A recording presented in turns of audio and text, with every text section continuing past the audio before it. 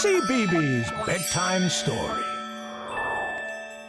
1, 2, 3, 4. Count the dragons. Watch them roar. Oh, hello. I'm Romola. I'm practicing being a cheerleader as I really want to join the whirling, twirling dragonettes. I'm a good singer. I can dance. And I've got my pom-poms ready for the special Dragon Festival routine. But you don't know who the whirling, twirling dragonettes are, do you? Well, let me tell you about them. And lots of other dragons in tonight's bedtime story. The story is by Vrombaut and is called The Dragon Festival. Once upon a time, there was a princess, and her best friend was a dragon. But not just any dragon. Dear Dragon was a bubble-blowing dragon, which, according to Florrie, is the best kind of dragon of all. "Have you heard?" shouted the knights. "Heard what?" asked Florrie. "About the Dragon Festival. Dear dragons, far and wide, come tomorrow to the Dragon Festival and join us in a dramatic display of dragoneering. May the best dragon win. Signed, Thunderfangs, the old and wise." "How exciting," said Florrie. "Dear dragon, you must take part." "But dragoneering means blowing fire," sighed Dear Dragon. "And you know I only blow bubbles. The other dragons will laugh." "Nonsense," said Florrie. But Dear Dragon was still worried.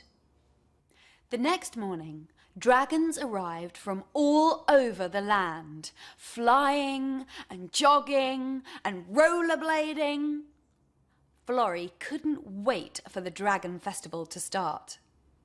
Then Thunderfangs, the old and wise, stepped forward. "Let the dragoneering begin," he said. "6 cheers for the Hexadragon. Make way for the one and only Smouldering Smog Squadron. Let's hear it for the whirling, twirling dragonettes. Get ready for the firework fun with the Bang Bang Dragon. And finally, introducing Dear Dragon." But Dear Dragon was nowhere to be seen. "Maybe he's run out of fire," sniggered the Bang Bang Dragon. "I'll find him," said Florrie. "Please wait." Princess Florrie looked everywhere. Dear Dragon wasn't under the rug, or in the kitchen, or up the cherry tree. Finally, she found him hiding in the maze. "What's the matter?" asked Florrie. Dear Dragon sighed.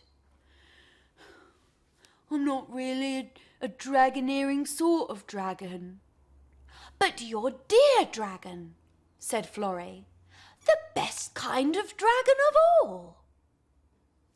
Meanwhile, the dragons were getting grumbly. They wanted to know who had won the Dragon Cup. "I bet it's me," boasted Hexadragon. "No, us," the dragonettes shouted. "Quiet," rumbled Thunderfangs. And then a terrible thing happened. "Fire! Fire!" Some dragons shrieked. Some dragons squealed. Some dragons yelped. But no one knew what to do. Except, of course, Dear Dragon. He just took a deep breath and blew a mountain of bubbles. Soon, all the flames were gone. "Amazing!" shouted the dragons. "How did you do that?" "It's Dear Dragon's secret," said Florrie. Thunderfangs nodded.